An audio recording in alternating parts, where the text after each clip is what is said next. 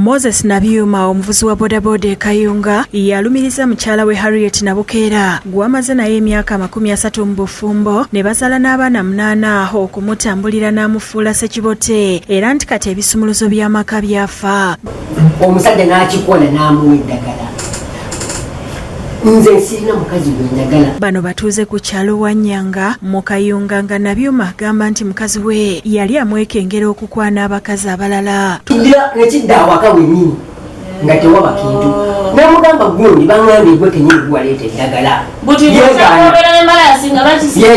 Tubasanze mu ofiisi ya Collins Kafeero ow'eddembe ly'obuntu amaka n'abaana gye bagenze okubatabaganya. Nabukeera mu kwewozaako yeesamudde ebyogeddwa bba n'akimusaako nti yaleeta lyayisa eddogo ne lituuka n'okubattira omwana.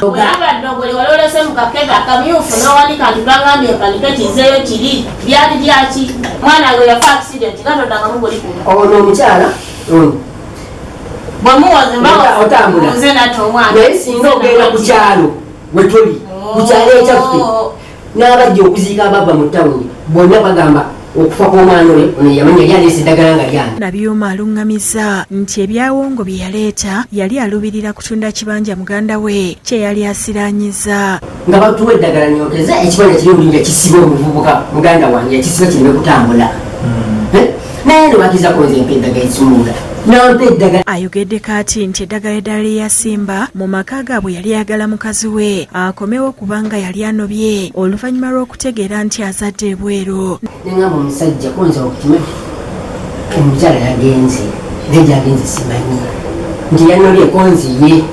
Omusajja kwe kuŋŋamba twala eddagala oliteeke wano bwoti okole bwoti agenda kudda. Nabukeera abadde akyalumiriza bba nga bw'atalina kyamuwa n'amujjukiza lwe baali bagenze okuziika n'amugulira akacupa ka sooda ak'15 era nti nga tebannatabuka n'egomeseza Ssekukkulu yali ng'azigula.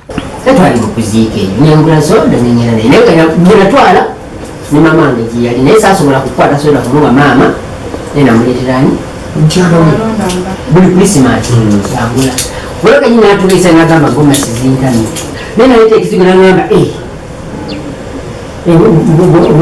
omoja amaze kubizira kwe kubindeetera. Omukazi era anenyeza bba obutasomesa baana era nti wangalo mpanvu nga n'olumu yamubbako emitwalo gy'ebiri eggaali ne TV n'abitwalira omugole. Nabyuma kyagamba nti yazijjawo okusasulira baana fiizi. Nze mbona abaana skulu gundi sente zizaayo omwana yennyini akangende neewole mpozi ajjako zange ziyasindise bwetwakuba kwa gundi nga kusabye sente nga bayogera amanyamu n'enamba neyaji. Naye sente zizijjako tusasula baana kusoma sente ebulayo obusente butono baana baleme kubago n'ensalawo n'enjako ezese. Kafeera abalabudde okwesonyiwa ebyokweraguza kuba bye bivuddeko amaka gaabwe okuyuuga.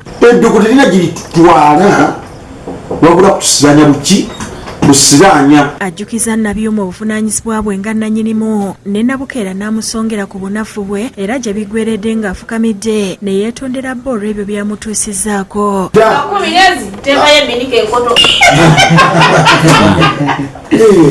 Sawulo ow'okulira yakusakidde eggulire lino ku Rwabukedde TV.